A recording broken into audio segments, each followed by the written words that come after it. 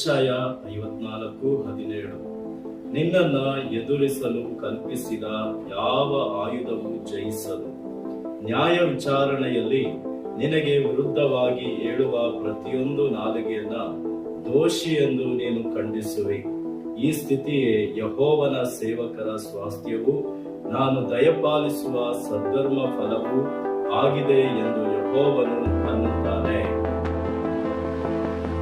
ನಿಮಗೆ ವಿರುದ್ಧವಾಗಿ ಅನೇಕರು ತಂತ್ರ ಹೂಡಿ ನಿಮ್ಮ ಹೆಸರನ್ನ ಕೆಡಿಸುವುದಕ್ಕೆ ಅಥವಾ ನಿಮ್ಮನ್ನು ಕುಗ್ಗಿಸುವುದಕ್ಕೆ ಅನೇಕ ಪ್ರಯತ್ನಗಳನ್ನ ಮಾಡ್ತಾ ಇರಬಹುದು.